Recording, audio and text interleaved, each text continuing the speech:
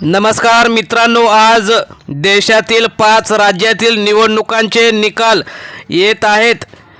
5 राज्यांपैकी जी महत्त्वाची आणि अतिशय अटीतटीची लढत होणार असं समजलं जाणार आहे। पश्चिम बंगालमध्ये ममता बॅनर्जी यांचा TMC आणि भाजपा यांच्यात सरळ लढत आहे। त्यामध्ये नेमकं ममता दीदींकडून कोणती महत्त्वाची बातमी आलेली आहे ते आपण बघणार आहोत आणि कशा प्रकारे भाजपाचा सुपडा साफ होणार आहे ते सविस्तर बघणार आहोत। चॅनलवर जर तुम्ही नवीन असाल तर चॅनल सबस्क्राइब करून बेल आयकॉन प्रेस करा। सकाळीच निकाल यायला सुरुवात झाली आहेत। पश्चिम बंगाल सोडून इतर 4 राज्यात भाजपा भोपळाच घेऊन तयार आहे।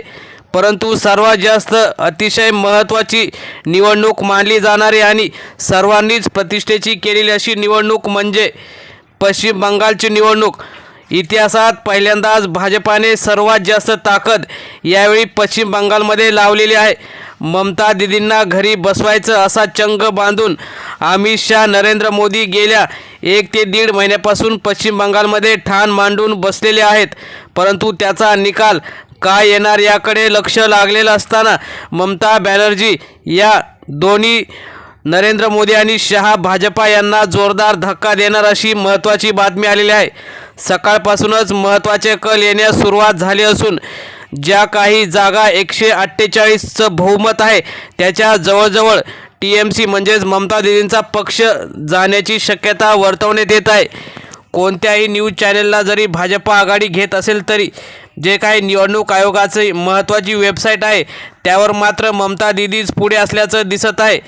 त्यामध्ये सुरुवातीच्या काळांमध्ये TMCचा दबदबा आहे। मतमोजणीच्या सुरुवातीपासूनच ममता दीदी यांनी आक्रमक आघाडी घेतली आहे। अनेक महत्त्वाच्या मतदारसंघामध्ये TMCचे उमेदवार मोठ्या फरकाने पुढे असल्याचं दिसून येत आहे।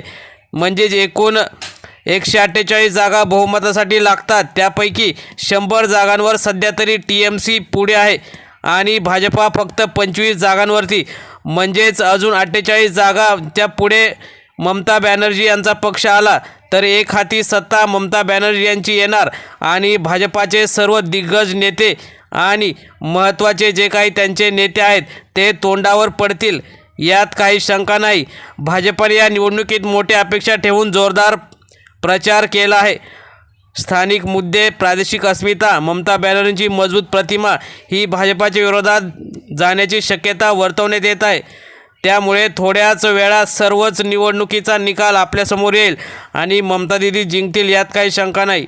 मित्रांनो, तुम्हाला काय वाटतं, शेवटी कोण जिंकेल, भाजपा की ममता बॅनर्जींचा TMC? कमेंटमध्ये जास्तीत जास्त कमेंट करा। धन्यवाद।